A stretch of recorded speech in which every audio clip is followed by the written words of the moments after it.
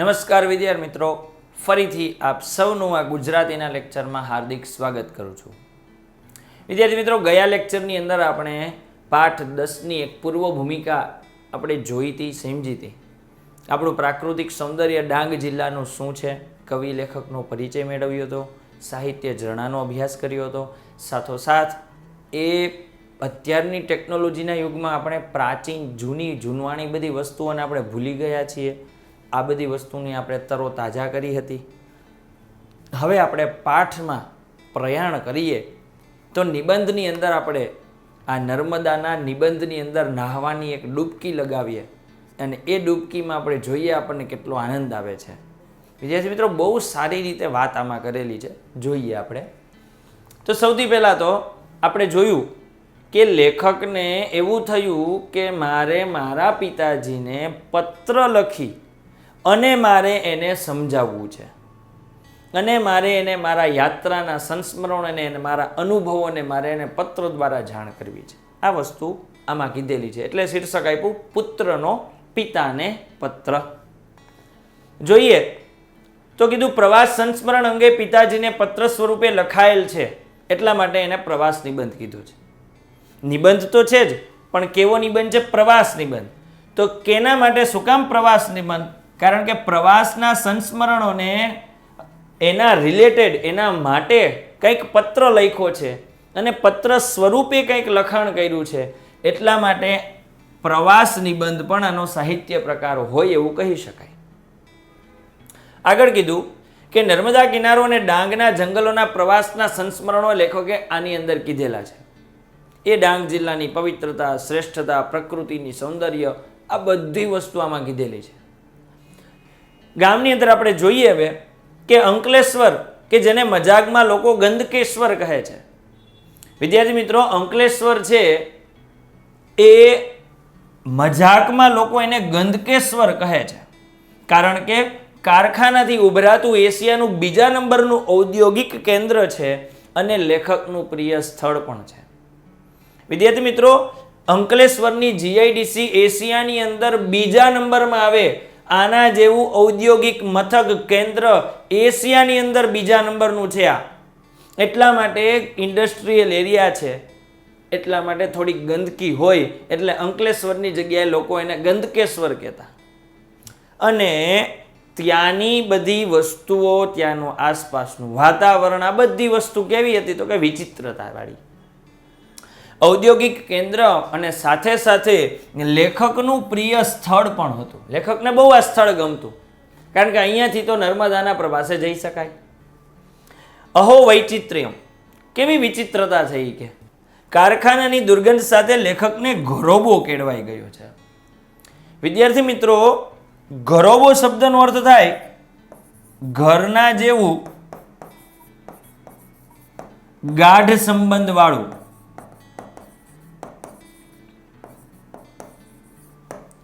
ઘરના જેવું ગાઢ સંબંધ વાળું. લેખક વર્ષોથી અહીંયા જાય ને, એટલા માટે જો અહીંયા લખ્યું છે લેખકનું કેવું સ્થળ છે? પ્રિય.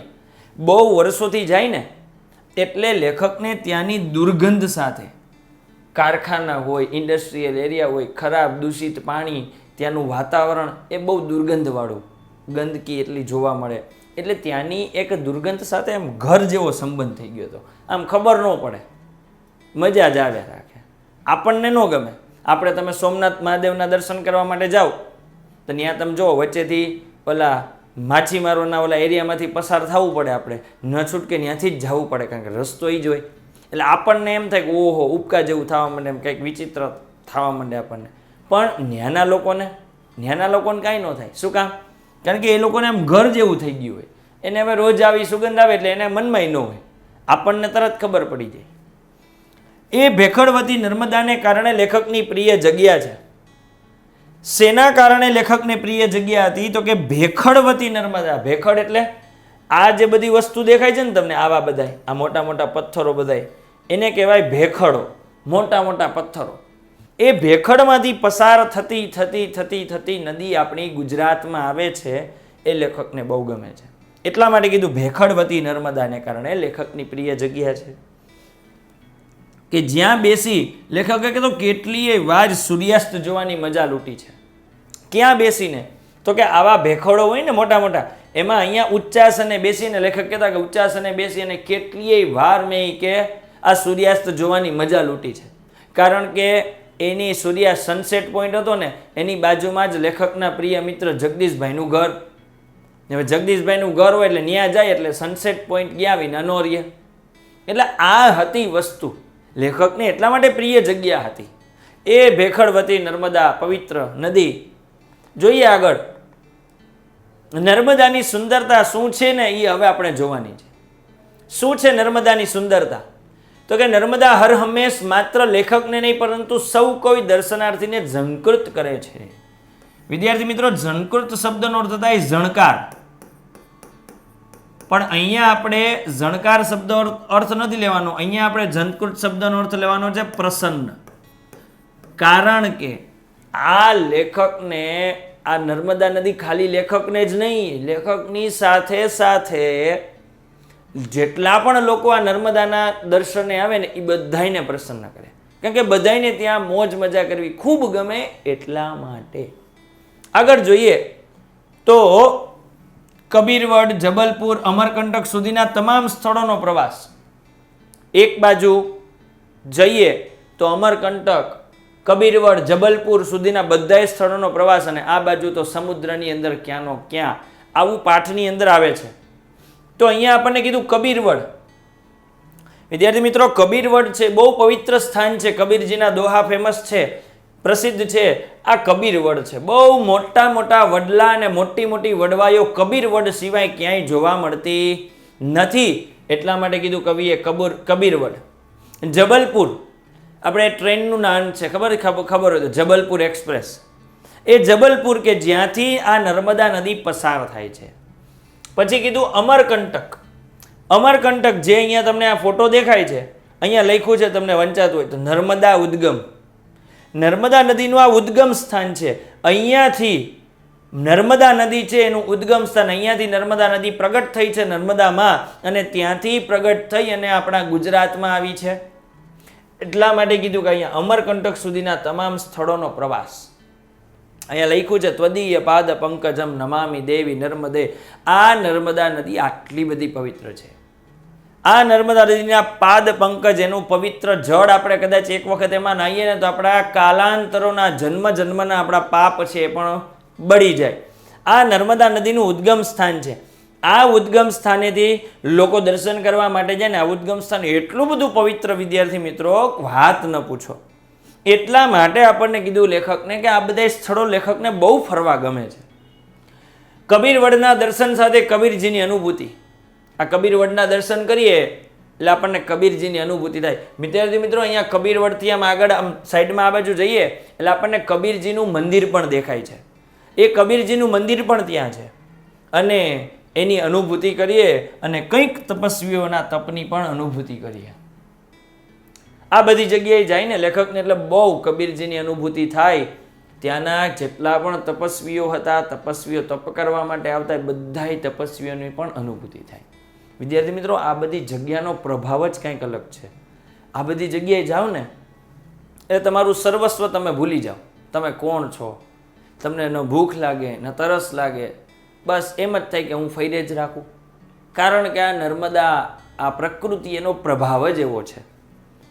સ્નાન વખતે ભૂખ તરસ બધું ભૂલી જવાય. અને શું લખ્યું અહીંયા જુઓ કે સ્નાન વખતે ભૂખ તરસ બધું ભૂલી જવાય. કે અહીંયા લેખક નર્મદા નદીમાં નાહવા પડે એટલે લેખક એક અંજલિ ભરે એટલે પોતાના ભૂતકાળના બધા દ્રશ્યો વર્તમાનની સન્નિધિએ આગળ આવી જાય, પાછા યાદ આવે.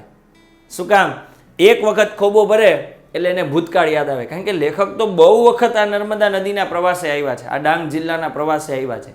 એટલા માટે કહેતા કે હું એક ખોબો એટલે એક પાણીની અંજલિ ભરું, એક ખોબો ભરું અને હું આપું એટલે મારી જેટલી પણ ભૂતકાળની બધી વાત, સંસ્મરણો હતા, યાદગીરી હતી, બધી યાદ આવી જાય પાછી કે મને વર્તમાનમાં. અને પ્રિય કવિ રાજેન્દ્ર શુક્લ તો યાદ જ હોય. હંમેશા કવિને પ્રિય એવા લેખક રાજેન્દ્ર શુક્લ, એની વાત છે કે મુઠ્ઠી ચણા કે ધાણી ઝરણાનું મીઠું પાણી. શું કીધું? મુઠ્ઠી ચણા કે ધાણી ઝરણાનું મીઠું પાણી, આ ઘેઘુરની ઘટામાં આઠે પ્રહર ઉજાણી. શું કીધું? એક મુઠ્ઠી ચણા કે ધાણી હોય અને ઝરણાનું મીઠું પાણી હોય. ખાવામાં બીજું કાંઈ ન જડે કાંઈ નહીં, ખાલી ચણા અને ધાણી હોય અથવા તો ધાણી હોય અને સાથે સાથે ઝરણાનું પીવા માટે મીઠું સરસ મજાનું પાણી હોય તો ઘેઘૂરની ઘટામાં, ઘેઘૂર એટલે કે ઘટાદાર વૃક્ષ, એ ઘટાદાર વૃક્ષની ઘટામાં શું કામ આવું કીધું? કારણ કે આ કબીરજીને જેટલી પણ વસ્તુ છે અહીંયા કબીરવડમાં દેખાય છે એ બધી વસ્તુ ઘેઘૂર એકદમ ઘટાદાર વૃક્ષો, એની ઘટામાં 8 પ્રહર ઉજાણી. 8 પ્રહર એટલે કે 24 કલાક મોજ જ હોય. ઉજાણી એટલે કે ઉત્સવ જેવું વાતાવરણ. વિદ્યાર્થી મિત્રો, 8 પ્રહર શબ્દનો અર્થ આપણે ત્રીજા કાવ્યની અંદર ભણી ગયા. 8 પોર મન મનસ્ત થઈને રેવે, એ 8 પ્રહર એટલે 3 કલાક, એટલે કે 1 પ્રહર. 3 કલાક એટલે 1 પ્રહર થાય, એટલે 3 કલાક એટલે તમે વિચારો કે 8 × 24 એટલે 3 કલાકનું 1 પ્રહર થાય, એટલે 3 કલાક આપણે ગણીએ એટલે 8 પ્રહર થાય, એટલે 8 પ્રહર એટલે કે 24 કલાક લેખકને અહીંયા મળે, મોજે જ આવી રાખે. કારણ કે લેખકને અહીંયા ભૂખ ન લાગે, ન તરસ લાગે, એ પોતાની જાતને પણ ભૂલી જાય. પોતાની જેટલી પણ ઇન્દ્રિયો હોય એ બધી ઠરી ઠામ થઈ જાય, એકદમ શાંત બની જાય અને એમ થાય કે ના, મારું સર્વસ્વ અહીંયા ભૂલાઈ જાય, પોતાની જાતને ભૂલાઈ જાય, પોતે શું છે કોણ છે. જોઈએ આગળ, આહવાની વન સંપદા શું છે એ આપણે જોઈએ તો કીધું કે પ્રથમ આહવાના દર્શને જ લેખક ઘાયલ બની ગયા. એ આહવાની વન સંપદા કંઈક એવી અદ્ભુત હતી કે એને જોતા જ માણસ ઘાયલ બની જાય. એટલું બધું પવિત્ર વન સંપદાનું આદિમ અને અલૌકિક રૂપ. આદિમ એટલે કે પ્રારંભનું, શરૂઆતનું, અને અલૌકિક એટલે કે જેની કોઈ સીમા નથી, એકદમ અપરંપાર અને એ મનોહર રૂપ. આપણા મનને ગમી જાય ને એવું સરસ મજાનું રૂપ. વિદ્યાર્થી મિત્રો, આ તમે જોવો, એવું સરસ મજાનું રૂપ કે કોઈ દી ન ભૂલાય, એવું સરસ મજાનું રૂપ. પછી સનસેટ પોઈન્ટની બાજુમાં જ મારા મિત્ર જગદીશભાઈના ઘરથી આ નીચેની રંગભૂમિ જોવા સરખી. અહીંયા આપણને જેમ અહીંયા જો તમને અહીંયા આપ્યું છે આ બધી વસ્તુ, એમ અહીંયા પાછળની સાઈડ બધો રહેણાંક વિસ્તાર પણ હોય. એ રહેણાંક વિસ્તારની અંદર લેખકનું આ મિત્રનું ઘર જ બાજુમાં. હવે બાજુમાં ઘર હોય એટલે લેખક તો ચોક્કસ ત્યાં જવાના જ છે. એટલે ત્યાં જાય એટલે લેખકે જો અહીંયા લખ્યું કે સનસેટ પોઈન્ટની બાજુમાં મારા મિત્ર જગદીશભાઈનું ઘર, જેનાથી મારે બાજુમાંથી નીચેની રંગભૂમિ જોવા સરખી. એવી સરસ મજાની રંગભૂમિ. રળિયામણા નાનકડા ઘરો, એ પણ કેવા? રતુમડા પત્તાના ઘરો. રતુમડા પત્તાના એટલે ઘર હોય ને એની ઉપરનું જે છાપરું હોય ને એ રતુમડા. રતુમડા એટલે કે લાલ કલરના, લાલ કલરના પાંદડા ન રાખ્યા હોય એવું સરસ મજાનું લાલ નડિયાવાળું છાપરું. અને એ સુધી જવા માટે સરપીલ ભૂખરી કેડીઓ. સરપીલ એટલે કે સાપના આકારની, ભૂખરી એટલે કે જડી ઝાંખરાવાળી, જેને ભૂખરી શબ્દનો અર્થ આપણે એમ કહી શકાય કે જેને ભૂખરો કલર, જેને ગ્રે કલર કહીએ ગુજરાતીમાં આપણે, એટલે ઇંગ્લિશમાં એ. અને સાગના વનો, સાગ, એ સાગના વનો, સાગના લાકડાના, માનવ વસવાટ, એ રતુમડા પત્તાના લોકો રહે છે ને એ ખબર પડે આપણને. સાથોસાથ આપણને કીધું ત્યાં સુધી જવા માટે કેવી? સરપીલ ભૂખરી કેડીઓ. ત્યાં સુધી જવા માટે સાપના આકારના રસ્તાઓ.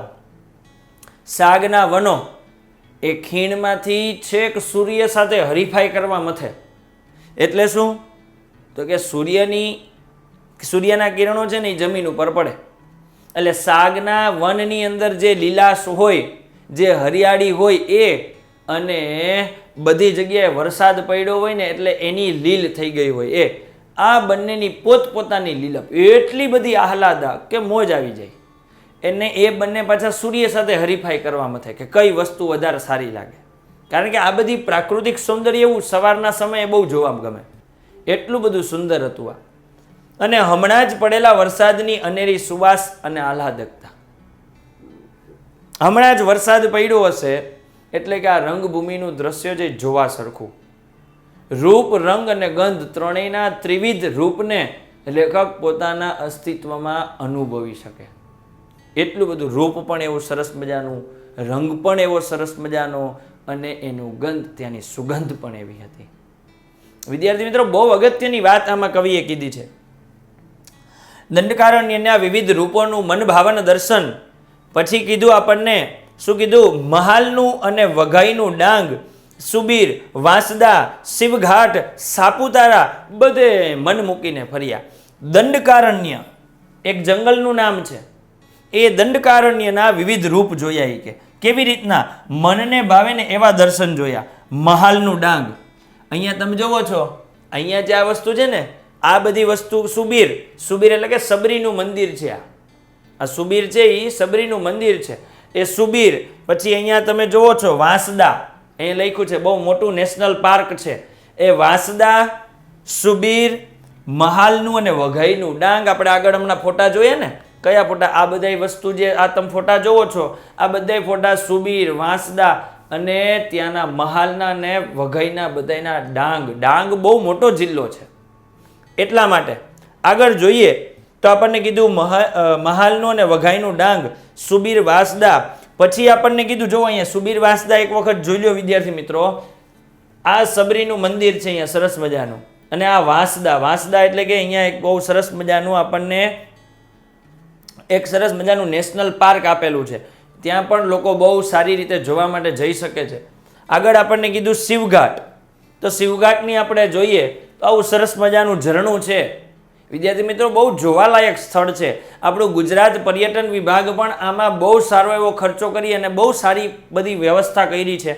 આ શિવઘાટ સરસ મજાનું, આ અહીંયાથી સરસ મજાના આવા ઝરણા વહેતા હોય તો એની ત્યાં તમારે કાંઈ વર્ણન કરવાની જરૂર જ ન પડે. તમારે કોકને એમ જ કહેવું પડે કે ભાઈ ના, તું ન્યા જા, હું કહું અને તને મજા આવે એના કરતાં તું ન્યા જા ને મોજ કર. એવી વસ્તુ આવી સરસ મજાની આ હવાનું વન શિવઘાટ છે. અને સાપુતારા બધે જ મન મૂકીને લેખક ફર્યા. વિદ્યાર્થી મિત્રો, આપણે જોઈએ કે સાપુતારા કેવું છે. જોઈએ આપણે આવું સરસ મજાનું આવું સાપુતારા, ગ્રીનરી, એકદમ હરિયાળી અને રળિયામણું, જોતા વેત જ આપણને મોજ આવે. સાપુતારામાં ફરવાની કોને મજા ન આવે? બધાને મજા આવે. તમે જોવો સરસ મજાનું આખું હરિયાળો પ્રદેશ છે.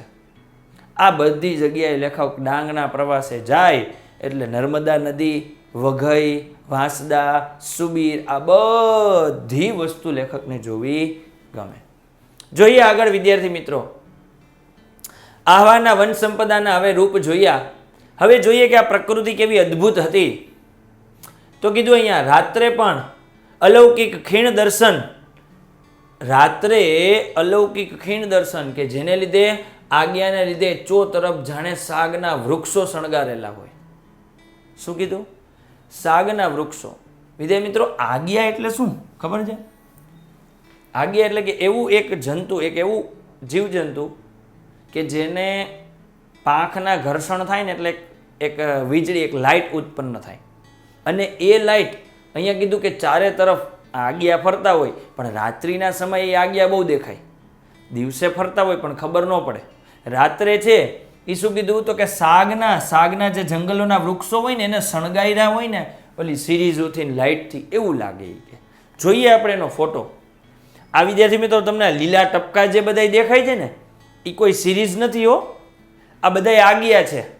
તમારે જોવું હોય તો જોજો. એને ફાયર ફ્લાયર કહેવાય એને, બરાબર છે? એ ફાયર ફ્લાયર એટલે શું? તો કે આને બધાને આજ્ઞા કહેવાય. તો એ આજ્ઞા તમે જુઓ, ફાયર ફ્લાય જેને કહેવાય, એ તમે જુઓ આ બધા લીલા લીલા ટપકા દેખાય, લીલા અને પીળા, એ બધા આજ્ઞા છે. હવે તમે વિચારો કે આ વૃક્ષ છે આખું. હવે આ વૃક્ષમાંથી તમે જુઓ કે એ આજ્ઞા અહીંયા બધા બેઠા હોય ને એટલે આપણને એમ લાગે કે વાહ, કેવું સરસ મજાનું આ સાગનું વૃક્ષ છે એ શણગાર્યું છે. એટલા માટે કવિ અહીંયા કીધું કે આજ્ઞાને લીધે શણગારેલા છે. અને પ્રિય કવિ રાજેન્દ્ર શુક્લ તો કાયમ સાથે જ હોય. શું કીધું? સ્થાનનો ફરક અમથો, મૂળમાં તો અજવાળું. શું કીધું? સ્થાનનો ફરક અમથો, મૂળમાં તો અજવાળું, તારકો શિખર સોહે ને આજ્ઞા તરાઈમાં. લેખકે બહુ સરસ મજાની વાત કરી કે સ્થાનનો ફરક તો અમથો આપ્યો છે આપણને, જમીન અને આકાશનો. કારણ શું? મૂળમાં તો અજવાળું જ છે. ઉપર આકાશમાં જાવ તોય અજવાળું, નીચે જમીનમાં જોવો તોય અજવાળું. શું કામ? તો કે તારકો એટલે કે તારાઓ શિખર સોહે, આકાશમાં શોભે છે, અને આજ્ઞા તરાઈમાં, અને આજ્ઞા છે એ આ ખીણમાં, આ જમીન ઉપર જોવા મળે છે. બંને બાજુ અજવાળું છે. ખાલી સ્થાન જ અલગ અલગ આપ્યું છે. તો આવી વસ્તુ હતી વિદ્યાર્થી મિત્રો. ઉડતા આગિયાઓ અંધકારને શણગારીને એક મોઝેક બનાવી આપે છે. વિદ્યાર્થી મિત્રો, મોઝેક એટલે શું? આ આગિયા અલગ અલગ જગ્યાએ જાય ને એટલે આમ સરસ મજાનું કંઈક આમ બેઠા હોય ને એ એની રીતે જ બેઠા હોય, પણ એમાં કંઈક આમ સરસ મજાનું આપણને આકૃતિ એક મોઝેક ચિત્ર બનાવી આપતા. મોઝેક એટલે શું? આપણે જોયું હોય ક્યારેક, હમણાં તમને ચિત્ર બતાવું, પેલા વધારાની ટાઇલ્સ હોય ઘર બનાવવાને એને તોડી નાખે, એ તોડી અને અલગ અલગ પ્રકારના કટકા મૂકી અને સરસ મજાનું એક ડ્રોઈંગ બનાવે, એને કહેવાય મોઝેક ચિત્ર.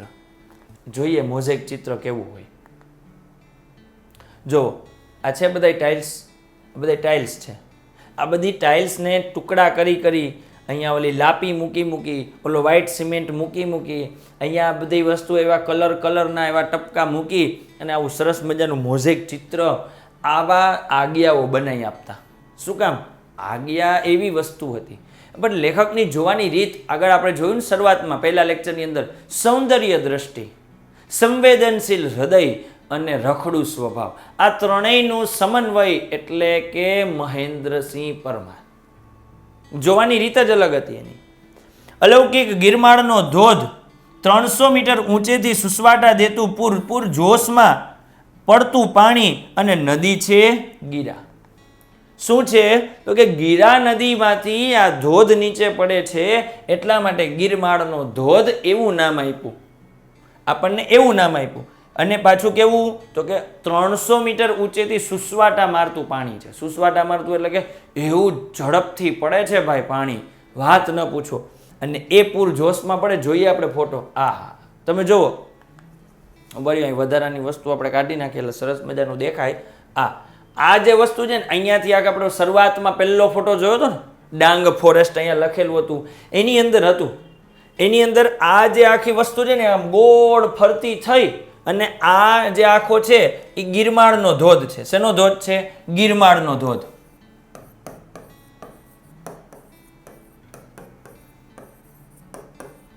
અને આ ગિરમાળનો ધોધ તો છે જ, સાથે આ નદી કઈ છે? તો કે આ નદી છે ગીરા. કઈ નદી છે? ગીરા. આ ગીરા નદીમાંથી આ ધોધ પડે છે.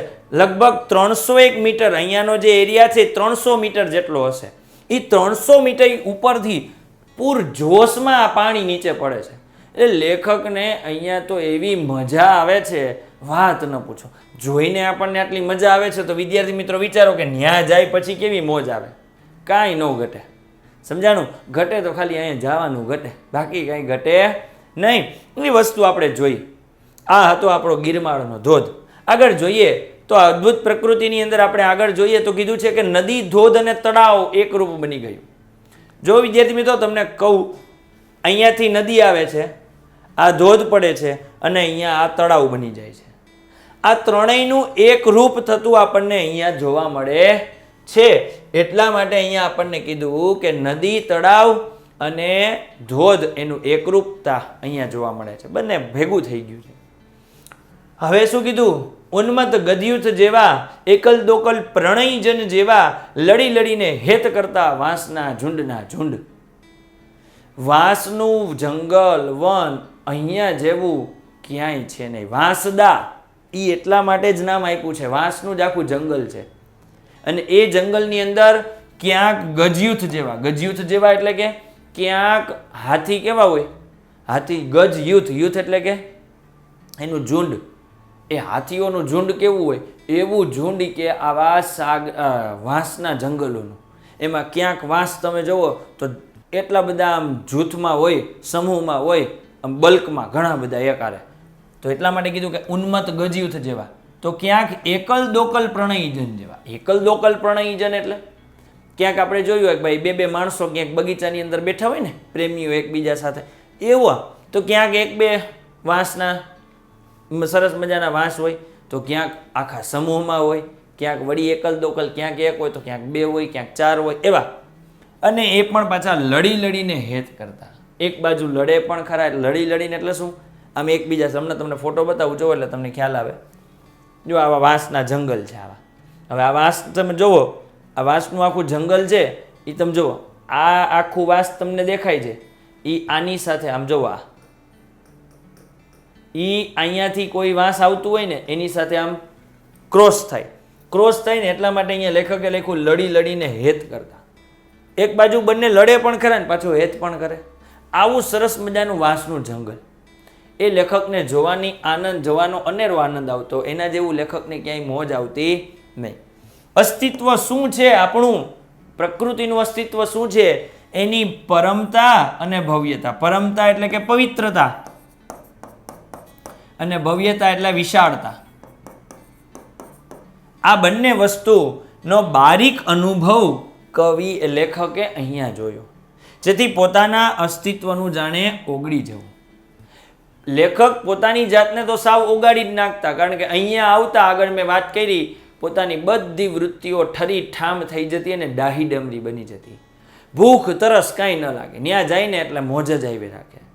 એટલા માટે પોતાની જાતને પણ ત્યાં ઓગળતી લેખક જોઈ શકતા. એવી વસ્તુ હતી આ. આગળ જોઈએ તો કે ડાંગના આદિવાસી લોકો કેવા હતા એ જોઈએ આપણે. તો અહીંયા આપણને કીધું કે પ્રત્યેક પ્રવાસે જાણે પોતે નવા બનવાની વાત હોય. દરેક વખતે લેખક નહીં અહીંયાથી 5 થી 10 વખત ગયા છે, પણ દરેક વખતે લેખક પોતાની જાતને નવી બનાવવાનો પ્રયાસ કરતા અને બની પણ જતા. મોજ જ આવી રાખતી. દર વખતે પ્રકૃતિનું પોતાનું અલગ અલગ રૂપ. આદિવાસીઓ, ડાંગ દરબાર, સ્થાનિક પૂજા, એમના ગીતો, એમના વાજિંત્રો, ત્યાંની આખી જે આપણે રીત રિવાજો કહીએ, ત્યાંની આખી જે માહોલ છે ત્યાંનો કહીએ, એ બધી કંઈક અલગ જ હતી. અહીંયા કીધું આપણે ડાંગ આદિવાસીઓનો ડાંગ દરબાર. વિદ્યાર્થી મિત્રો, અહીંયા જે આપણને જોવા મળે છે એ ડાંગ દરબાર છે. શું છે? ડાંગ દરબાર. ડાંગ દરબાર એટલે આપણો ગુજરાત સરકાર આપણે જે છે એ ડાંગ દરબારનો એક આખો ઉત્સવ જાહેર કરે છે. લોકો ત્યાં જોવા માટે પણ જાય છે. અહીંયા જો આપણી જેમ જ બધા લોકો જોવા માટે બેઠા છે. આ ડાંગ આદિવાસીઓ બધે, એ આદિવાસીઓ અહીંયા જો તમને આ ફોટા બધા દેખાય, આદિવાસી આપણને બીક લાગે ને એવા ભયાનક ફોટાઓ. આ આદિવાસી સંસ્કૃતિ. તો એ આદિવાસી સંસ્કૃતિનો ડાંગ દરબાર, ત્યાંના લોકોની સ્થાનિક પૂજા, એ લોકોના ભગવાન પણ એવા બિહામણા હોય, બીક લાગે એવા. વાણસો એવા હોય, ભગવાન તો એવા જોવાના છે. અને એમના ગીતો અને વાજિંત્રો, એમના ગીત પણ એવા ને વાજિંત્ર એટલે કે એમના વગાડવાના સાધનો, સંગીત વગાડવાના, આ બધી વસ્તુ બહુ અલગ જ હતી. તહેવાર પણ એવા જાણે એમની સાથે ભળી જવાની મજા આવે. એવું નાચે, એવું વગાડે, આપણને એમ થાય કે લાવ ને હુંય નાચવા માંડું, ભલે ને કાંઈ ન આવડે તોય. એવી મજા લેખકને આવતી. ડાંગીઓનું મોટું સરઘસ જાણે કે લગ્ન યાત્રા. ડાંગીનું એક સરસ મજાનું મોટું સરઘસ લેખકે જોયું. એ મોટું સરઘસ કે જાણે કોઈને એમ લેખકને પહેલી વખત જોયું ને કે મોટું સરઘસ નીકળે એટલે એમ થયું લેખકને એમ થયું ફૂલેકું બુલેકું હોય છે લગ્ન યાત્રાનું કંઈક. હાલો જોઈ તો ખરી, ફટાકડા ફૂટતા હોય એટલે અહીંયા લેખું લગ્ન યાત્રાને પાછા ફટાકડા ફૂટતા હોય એટલે લેખકને તો એવું જ થવાનું. આપણને એવું થાય કે લગ્ન યાત્રા હોય ને ફૂલેકું નીકળવાનું એટલે બધા ફટાકડા ફોડતા હોય, બેન્ડ વાજાની પાર્ટીઓના સંગીત વાગતા હોય. એટલે લેખકને એમ થયું કે આ લગ્ન યાત્રા હશે કે ફટાકડા ફૂટે. પણ જોયું તો કંઈક અલગ જ પરિસ્થિતિ. અહીં તો કોઈને મરણની પણ આવી ઉજવણી. મરી ગયું તું ન્યા. આગળ આપણે જોઈએ આ વાજિંત્રો બધા એના, આ બધા એના વાજિંત્રો છે. કોના? આ બધા જે આદિવાસી છે ને એના બધાના વાજિંત્રો છે. આ પહેલાના સમયના આ બધા વાજિંત્રો એ વગાડતા. એમાં મોટા ભાગે છે ને આમાં આ વાજિંત્ર છે, આ વાજિંત્ર છે, આ વાજિંત્ર છે, આ છે, આ બધા કોમન વસ્તુ. આ તો એ લોકો પાસે હોય જ ને વગાડતા જ હોય. તો અહીંયા આપણને એમ કીધું કે અહીં તો કોઈના મરણની પણ ઉજવણી થાય છે. એટલે એ કવિને એમ લાગ્યું કે આ સરઘસ નીકળવું એટલે લગ્ન યાત્રા નીકળી હશે કે ના, અને ફટાકડા ફૂટતા તે લેખકને એમ થયું કે ના હવે તો ચોક્કસ. પણ જોયું તો કોકની મૃત્યુની એક અંતિમ યાત્રા નીકળતી, એમાંય પાછા ફટાકડા ફોડતા હતા માણસો. બોલો વિચારો, મૃત્યુના માનમાં ફટાકડા. લેખકને પ્રશ્ન કે આ ભોળી પ્રજાને આવું જીવન સત્ય કેમ લાદ્યું હશે? એને કેવી રીતના પ્રાપ્ત થયું હશે આવું જીવન સત્ય? કે છેલ્લી વિદાય માણસે મોજ કરતું ન જવાય. આપણે દુઃખ કરતાં રડતા જઈએ, સ્વાભાવિક વસ્તુ છે, આપણું સ્વજન છે એટલે દુઃખ થાય, ના નથી. પણ અહીંયા આ લોકો તો આવું જીવન સત્ય કે એક દિવસ માણસનો જન્મ છે એટલે એનું મૃત્યુ તો નક્કી જ છે, તો પછી આવું જીવન સત્ય લાદ્યું પ્રાપ્ત કેમ થયું હશે આ લોકોને? કાંઈ વાંધો નહીં, જે હોય એ લેખક કહે. પણ આ લોકોનું ત્યાંનું આદિવાસીની પ્રજા લોકો, સ્થાનિક, પૂજા, આ બધી વસ્તુ બહુ અદ્ભુત હતી. જેટલું ગમ્યું, અનુભવ્યું તેનું લાઘવથી વર્ણન કર્યું. જેટલું મને ગમ્યું અને અનુભવ્યું હતું એ બધી વસ્તુ લખી, બાકીની પછી ક્યારેક વાત કે લેખક આટલું કહી અને પોતાની પત્ર લખવાની જે ચેષ્ટા છે એ અહીંયા પૂરી કરે છે. પાઠ પણ અહીંયા આપણે પૂરો થતો જોઈ શકાય. હવે આપણે જોઈએ તો પાઠની અંદર સવિસ્તાર પ્રશ્નો કેવા કેવા આવે છે, 2 માર્કના અને 4 માર્કના, એ જોઈએ આપણે. લેખકની મુસાફરી યાત્રા બની રહેતી, કારણ કે શું કામ યાત્રા બની રહેતી? તો આગળ આપણે જોયું મુસાફરી અને યાત્રામાં ફેર. મુસાફરી એટલે કે ફરવા જવું નહીં, યાત્રા એટલે કે દર્શન કરવા માટે જવું. લેખક દર વખતે મુસાફરીમાં જતા દર વખતે, અને બની જતી યાત્રા. કારણ શું? કારણ એક જ કે ત્યાં જતા લેખક એટલે એની વૃત્તિઓ સઘળી ઠરી ઠામ થઈ જતી, ડાહી ડમરી બની જતી, અને પ્રકૃતિની અસ્તિત્વની જે ભવ્યતા, શ્રેષ્ઠતા અને પવિત્રતા જે પ્રગટ થાય છે, એ પવિત્રતા અને શ્રેષ્ઠતા અને ભવ્યતા એનો બારીકી, એનો બહુ ઝીણવટ ભર્યો અનુભવ લેખકને થયો. એટલા માટે લેખક કહે કે મારી દરેક મુસાફરી યાત્રા બની રહેતી. લેખકે પોતાને ટચુકડા બુભુક્ષુ માછીમારો સાથે સરખાવે છે, કારણ કે જે માછીમારો કેમ ઓલી ઝાડ લઈ અને પેલા માછલીને પકડવા માટે ઊભા હોય, એમ લેખક પણ પોતાની નજરરૂપી ઝાડ લઈ અને પ્રકૃતિને પકડવા માટે, પ્રકૃતિનો એક નજારો, અદ્ભુત નજારો પકડવા માટે લેખક ઊભા હતા. અને એ પણ કેવા? બુભુક્ષુ. માછીમારો ખાવા માટે, બુભુક્ષુ એટલે ભૂખ્યા. માછીમારો માછલીને ખાવા માટે ઝાડ નાખીને જેમ ઊભા હોય, એવી રીતના લેખક પ્રકૃતિને જોવા માટેના ભૂખ્યા હતા. એટલા માટે લખ્યું છે કે પોતાની જાતને કોની સાથે સરખાવે છે? માછીમારો સાથે. આહવાની વનસંપદાના મનોહર રૂપનું વર્ણન કરો. બહુ અગત્યનો પ્રશ્ન છે. એ આહવાની વનસંપદાના મનોહર રૂપનું વર્ણન એટલે આપણે શરૂઆતમાં જોયું કે રતુમડા પત્તાના હોય તેવા ઘર, ત્યાંથી ઉપરથી જોઈએ તો રંગભૂમિ જોવા સરખી, ત્યાં સુધી જવા માટેના સરપીલ રસ્તા, ભૂખરી કેડીઓ, નાના નાના રસ્તા, પછી રંગ, રૂપ અને ગંધનો ત્રણેયનું ત્રિવિધ સમન્વય અહીંયા જોવા મળે છે. સાગની અને ધરતી ઉપર છવાયેલા ઘાસની પોતપોતાની લીલપ, અને એ પણ સૂર્ય સાથે છેક હરીફાઈ કરે છે. આ બધી વસ્તુ કે જે વન સંપદા, જે સંપત્તિ છે, વન સંપદા એટલે સંપત્તિ, એનો મનોહર રૂપ, મનને ગમે એવું રૂપ. બહુ સરસ મજાનો પ્રશ્ન છે. જોઈએ હવે આ જ વસ્તુ સાથે આપણે પાઠને અહીંયા વિરામ આપીએ. વિદ્યાર્થી મિત્રો, આપણે આ પાઠને જે વિરામ આપીએ છીએ, તો વિરામ આપતા પહેલાં આપણે દરેક વસ્તુ આપણે જોઈએ તો પાઠની અંદર બહુ સારી રીતે આપણને કહેલું છે કે આપણે પ્રકૃતિની સાથે જઈએ એટલે આપણી દરેક મુસાફરી છે એ યાત્રા બની જાય. આપણી ભારતીય સંસ્કૃતિ પ્રમાણે આપણી નદી એને લોકમાતા માનવામાં આવે છે. એ લોકમાતાને આપણે જાળવવી, પ્રકૃતિનું રક્ષણ કરવું, સાથે સાથે આપણી જે પ્રાચીન સંસ્કૃતિ તો ન કહેવાય, પરંતુ પહેલાંની જે વસ્તુઓ છે, સાધન સામગ્રીઓ છે, એને ક્યારેય ભૂલવી ન જોઈએ. કારણ કે એના લીધે જ કદાચ આપણે અહીંયા છીએ. જેમ કે પત્ર, રેડિયો, પત્ર લખવાની ચેષ્ટા, આ બધી વસ્તુ આપણે સમયાંતરે યાદ રાખવી, જેનાથી આપણને પણ ક્યારેય પ્રશ્ન ઊભો ન થાય. તો વિદ્યાર્થી મિત્રો, થેન્ક યુ. આટલે સુધી રાખીએ. બાકીનું આપણે હવે પછીનું કાવ્ય કે પાઠ જેનો અભ્યાસ છે એ હવે પછીના લેક્ચરની અંદર કરશું. ત્યાં સુધી થેન્ક યુ. અસ્તુ.